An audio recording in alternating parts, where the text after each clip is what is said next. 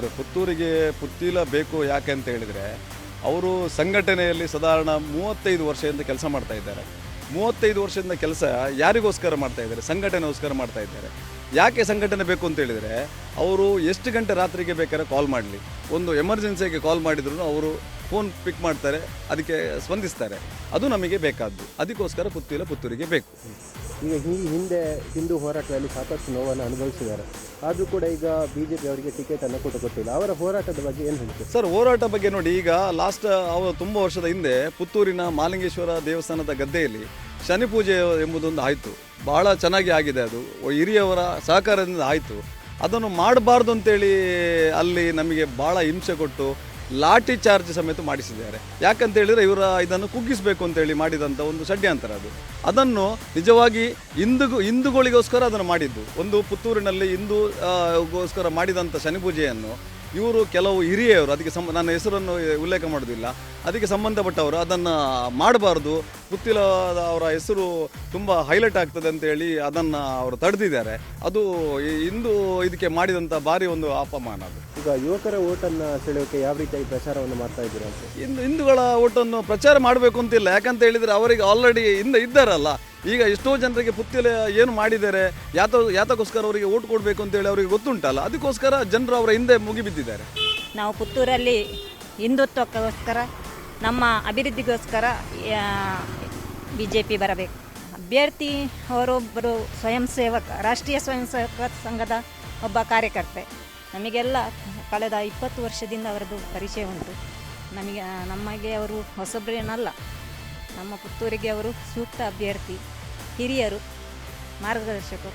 ಇವತ್ತು ವಿಶೇಷವಾಗಿ ಪುತ್ತೂರು ಕ್ಷೇತ್ರದಲ್ಲಿ ಜನರು ಇವತ್ತು ಹಿಂದಿನ ಶಾಸಕರ ಮಿಂಚು ಹಿಂದಿನ ಸರ್ಕಾರದ ಆಡಳಿತದ ಅವಧಿಯಲ್ಲಿ ನಡೆದಂಥ ಭ್ರಷ್ಟಾಚಾರದಿಂದ ಬೇಸತ್ತು ಹೋಗಿದ್ದಾರೆ. ಈ ಬಾರಿ ಬದಲಾವಣೆಯತ್ತ ಜನರು ಮುಖವನ್ನು ಮಾಡಿದ್ದಾರೆ. ವಿಶೇಷವಾಗಿ ಕಳೆದ ಬಾರಿ 5 ವರ್ಷದಲ್ಲಿ BJP ಸರ್ಕಾರದ ಭ್ರಷ್ಟಾಚಾರ ಬಹಳಷ್ಟು ಮುಗಿಲು ಮುಟ್ಟಿತ್ತು.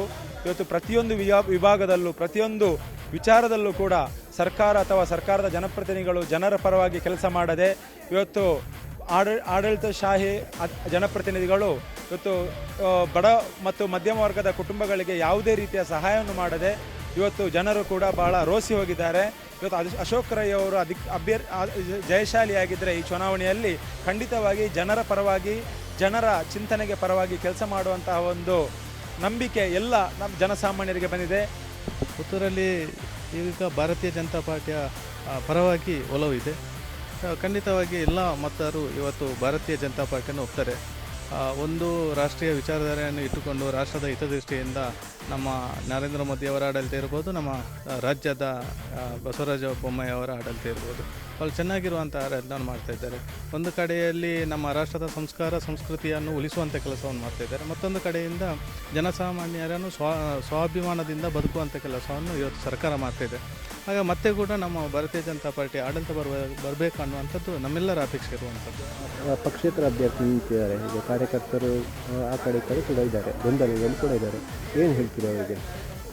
ಪಕ್ಷೇತರ ಅವರಿಗೆ ಭಾರತೀಯ ಜನತಾ ಪಾರ್ಟಿಯಲ್ಲಿ ಅವಕಾಶ ಸಿಗಬೇಕು ಅನ್ನುವಂಥದ್ದು ಅಪೇಕ್ಷೆ ಇತ್ತು.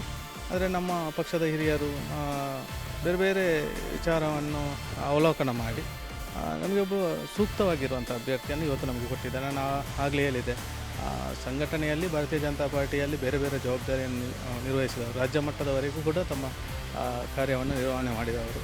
ಆಡಳಿತದಲ್ಲಿ ಕೂಡ ತಳಮಟ್ಟದಿಂದ ನಗರ ಪಂಚಾಯತಿಯಿಂದ ಹಿಡಿದು ಜಿಲ್ಲಾ ಪಂಚಾಯತ್ ಅಧ್ಯಕ್ಷರವರೆಗೂ, ಜಿಲ್ಲಾ ಪಂಚಾಯತಿಯಲ್ಲಿ ಬೇರೆ ಬೇರೆ ಸಮಿತಿಗಳ ಅಧ್ಯಕ್ಷರಾಗಿ ಕಾರ್ಯನಿರ್ವಹಣೆ ಮಾಡಿರುವಂಥದ್ದು. ಹಾಗಾಗಿ ಒಬ್ಬ ಅನುಭವ ಇರುವಂಥ ಅಭ್ಯರ್ಥಿಯನ್ನೇ ನಮಗೆ ಪಾರ್ಟಿ ಕೊಟ್ಟಿದೆ. ಈಗ ಜನರು ತುಂಬ ಕಷ್ಟದಲ್ಲಿದ್ದಾರೆ. ಆ ಕಷ್ಟವನ್ನು ನಿವಾರಿಸಲು ಅಶೋಕ್ ಕುಮಾರ್ ರೈ ಅವರು ಈಗ ಒಂದು ಪ್ರಸಕ್ತರಾಗಿದ್ದಾರೆ ಎಂಬ ಜನರ ಭಾವನೆಯಲ್ಲೇ ಇದೆ. ಹಿನ್ನೆಲೆ RSS ಹಿನ್ನೆಲೆ ಕೂಡ ಇದೆ. ಅದು ಕಾಂಗ್ರೆಸ್ಗೆ RSS ಹಿನ್ನೆಲೆ ಅಂದರೆ ಅವರು ಆ ಟೈಮಲ್ಲಿ ಅವರಿಗೆ RSS ಹಿನ್ನೆಲೆ ಇರ್ಬೋದು. ಈಗ ಕಾಂಗ್ರೆಸ್ಸಲ್ಲಿ ಇರುವವರು ಸಹ ತುಂಬ ಜನರಿದ್ದಾರೆ. ಅದು ಅವರವರಿಗೆ ಬಿಟ್ಟು ವ್ಯಕ್ತಿ ಇದು.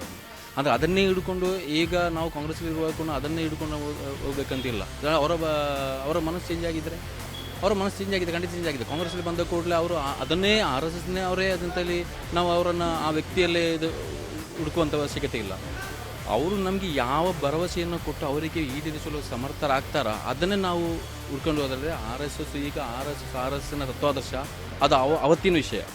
ಈಗ ಅವರು ಕಾಂಗ್ರೆಸ್ಸು, ನಾವು ಈಗಿನ ಪ್ರೆಸೆಂಟಲ್ಲಿ ಅವರಿದ್ದಾರೆ ಅದನ್ನು ನಾನು ನೋಡಿಕೊಂಡು 100 ಕೋಟಿ ರೂಪಾಯಿದು ಕೆಲಸ ನಮ್ಮ ಕಾಂಗ್ರೆಸ್ ಶಾಸಕಿಯಾದ ಶಕುಂತಲಾ ಶೆಟ್ಟಿ ಅವರ ಮುಖಾಂತರ ಆಗಿದೆ. ಆಗ ಸಿದ್ದರಾಮಯ್ಯ ಸರ್ಕಾರ ಇತ್ತು. ಸಿದ್ದರಾಮಯ್ಯ ಸರ್ಕಾರ 160 ಭರವಸೆಯಲ್ಲಿ 160 ಪೂರ್ತಿ ಮಾಡಿದಂಥ ಒಂದು ಸರ್ಕಾರ. ಅದರ ನಂತರ ಬಂದ ಯಾವ BJP ಸರ್ಕಾರ ಯಾವುದೇ ಕೆಲಸಗಳನ್ನು ಮಾಡಲಿಲ್ಲ. ಮತ್ತು ಪುತ್ತೂರಿನಲ್ಲಿ ಕೆಲವೊಂದು ಶಂಕುಸ್ಥಾಪನೆ ಅದು ಇದೆಲ್ಲ ಆಗಿದೆ. ಅದು ಬಿಟ್ಟು ಹೊಸ ಯೋಜನೆ ಅದು ಇದು ಯಾವ ಕೆಲಸ ಅದು ಯಾವುದಾಗಿಲ್ಲ. ಈ ಬಾರಿ ನಮ್ಮಲ್ಲಿ ಇವರು ಸೋಷಿಯಲ್ ವರ್ಕರ್, ಅವರನ್ನು ಸೋಷಿಯಲ್ ವರ್ಕರ್ ಅಂತ ಹೇಳ್ಬೋದು, ಅಶೋಕ್ ರೈ ಅವರನ್ನು. ಅವರು BJPಯಲ್ಲಿ ಮೊದಲು BJPಯಲ್ಲಿದ್ದರು, ಈಗ ಕಾಂಗ್ರೆಸ್ ಸಿದ್ಧಾಂತ ಒಪ್ಪಿಕೊಂಡು ಕಾಂಗ್ರೆಸ್ ಬಂದಿದ್ದಾರೆ.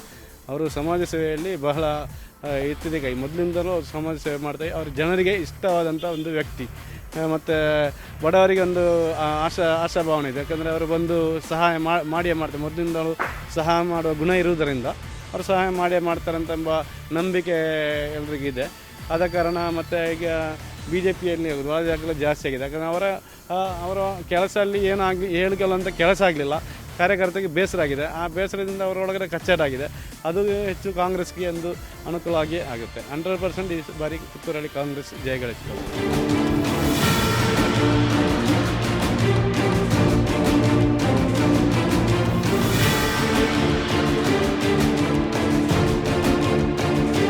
ಪುತ್ತೂರು ಕ್ಷೇತ್ರದ ಮತದಾರ ತನ್ನ ತೋರು ಬೆರಳ ಸಾಮರ್ಥ್ಯವನ್ನು ಯಾರಿಗೆ ತೋರ್ತಾನೆ, ಪುತ್ತೂರು ವಿಧಾನಸಭಾ ಕ್ಷೇತ್ರದಿಂದ ಯಾರು ಮುಂದಿನ ಶಾಸಕರಾಗ್ತಾರೆ ಎಂಬುದನ್ನು ನಾವು ಮೇ 13ರ ತನಕ ಕಾಯಲೇಬೇಕಿದೆ. ಇದು ಇವತ್ತಿನ ನ್ಯೂಸ್ 18 ಕನ್ನಡದ ಚುನಾವಣಾ ವಿಶೇಷ ಕಾರ್ಯಕ್ರಮ, ಪುತ್ತೂರು ವಿಧಾನಸಭಾ ಕ್ಷೇತ್ರದ ಜನ ಮನ ಮತ ಕಾರ್ಯಕ್ರಮ. ಮತ್ತೊಂದು ವಿಧಾನಸಭಾ ಕ್ಷೇತ್ರದ ಸಂಪೂರ್ಣವಾದ ಚಿತ್ರಣದೊಂದಿಗೆ ನಿಮ್ಮ ಜೊತೆ ಬರ್ತೀನಿ. ಅಲ್ಲಿ ತನಕ ನ್ಯೂಸ್ 18 ಕನ್ನಡವನ್ನು ನೋಡ್ತಾ ಇರಿ.